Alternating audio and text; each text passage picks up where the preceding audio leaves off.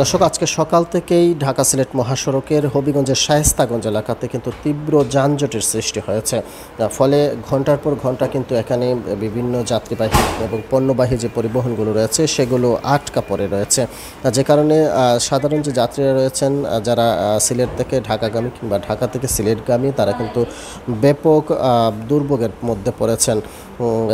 যদি একটু শুরু থেকে বলি, আমরা আসলে এখানে এসে স্থানীয়দের সঙ্গে কথা বলে, যারা আসলে এখানে ছিলেন তাদের সঙ্গে কথা বলে যতটুকু জানতে পেরেছি যে এই যে মহাসড়কের রিপেয়ারিং কাজ চালানো হচ্ছে, যে কারণে কিন্তু একটি লেনের মধ্যেই দুদিকের গাড়ি যাতায়াত করতে হচ্ছে। ফলে এখানে সকালের দিকে তীব্র যানজটের সৃষ্টি হয়, যে কারণে একটি লেন দিয়ে আসলে সিলেট থেকে ঢাকাগামী কিংবা ঢাকা থেকে সিলেটগামী যে পরিবহনগুলো রয়েছে সেগুলো যাতায়াত করতে গিয়ে আসলে এই যানজটের সৃষ্টি হয়েছে এবং কয়েক কিলোমিটার অংশ নিয়ে এই যানজট সৃষ্টি হয়।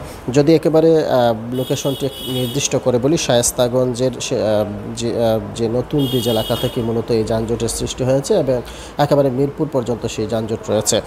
মূলত হচ্ছে হবিগঞ্জ সদর উপজেলার যে লস্করপুর রেল ক্রসিং যে রেল গেট এলাকাটি রয়েছে সেখানে রিপেয়ারিংয়ের কাজ করছিল ঠিকাদারি প্রতিষ্ঠানগুলো। ঢাকা সিলেট মহাসড়কের যে কাজ সেটি করা হচ্ছিল, ফলে একটি লেন তারা বন্ধ করে দেন এবং অপর লেন দিয়ে আসলে ঢাকা থেকে সিলেটগামী এবং সিলেট থেকে ঢাকাগামী যে পরিবহনগুলো রয়েছে সেগুলো যাতায়াত করে।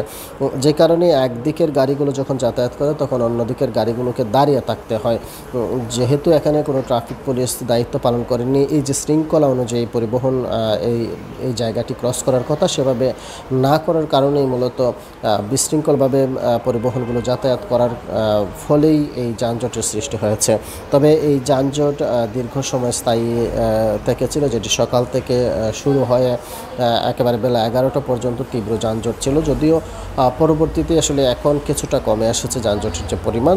এরপরেও আসলে যেহেতু এক লেনে গাড়ি চলছে সেই ক্ষেত্রে মানুষের যে দুর্ভোগ, পরিবহনের যে দুর্ভোগ সেটি কিন্তু এখনও অব্যাহত রয়েছে।